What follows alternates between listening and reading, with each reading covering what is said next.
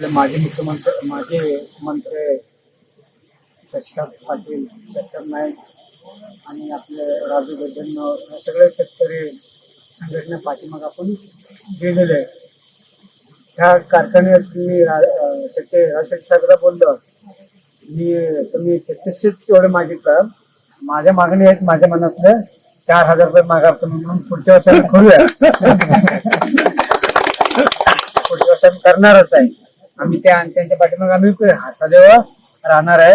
ह्या आंदोलनासाठी आम्ही अध्यक्ष म्हणून आपले महामंडळ अध्यक्ष स्थानामध्ये आपले हजारो साधू संत आहेत. तुम्हाला पाहिजे असं तर आणू शकतो आम्ही आव्हान त्यांना करू शकतो, पण तुम्ही जागा व्हा. आता तुम्ही हे काय करायला पाहिजे, हे गोष्टी आपले रावशेट्टी साहेब बोलले, आपले नाईक साहेब बोललं, 3600 तुम्ही करायला पाहिजे. ह्या गोष्टी केल्याशिवाय आम्ही इथं उठणार नाही. त्यांना तुम्हाला सगळे आपल्या भागातलं साधू संतांनी शेतकरी संघटनेसाठी आपण, तुम्ही शेतकरी आहे म्हणून आपण आहे ना, शेतकरी म्हणून आपण आहे, म्हणून त्यासाठी आम्ही त्यांना बंबल द्यायला पाहिजे. आम्ही पाठीमागे देतो सर्वांनी. रहित शेतकरी सर्वांना आपण आपल्याला महाराष्ट्रात ह्या कारखाने म्हणजे हेमरस शुगर कारखाने जरा वेगळाच आहे. म्हणजे प्रत्येक कारखाने वेगळा, त्या कारखाने जर वेगळा आहे, त्याचा गर्व अंतर जास्त आहे कारखान्याला.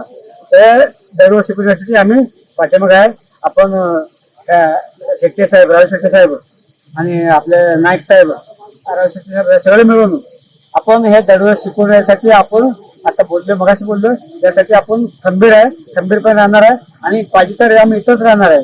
पण पाणी पण दिलेलं नाही म्हणून हे लोकांनी, आम्ही पाणी द्यायला तयार आहे. आमचेच आहे पाणी, त्या शेत बाजूलाच आहे, मग आमचे शेतमठाचे आम्ही सगळे तयार करायला तयार आहे. आपण ते करण्यासाठी खंबीर, वजन काढण्यासाठी आपले राजशेट्टी साहेब बोलले, हे कारखाने जर आगाऊपणे केला, आमच्या शेतामध्ये बाजूलाच आहे, आम्ही तिथं पण वजन काढा पण आपण उभा करू शकतो. एवढे मी सांगून हे आंदोलन आम्ही पाठीमागे ठेवून असं तुमचं शिवापुरात 30 वर्ष झालं मठ आहे तुमचं, आणि बाजूला तर तुमचं शेत आहे. बरेच शेतकऱ्यांचं असं आहे की त्यांचं सगळं काय ते मळ वगैरे निघताय ना, सगळ्या शेत प्रॉब्लेम व्हायला लागले.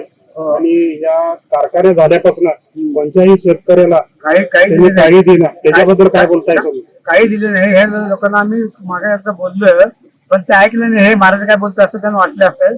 मी अध्यक्ष होऊन आलेले आहे, इथं अध्यक्ष होऊन धड बरोबर शिकवणार आहे कारखान्याला.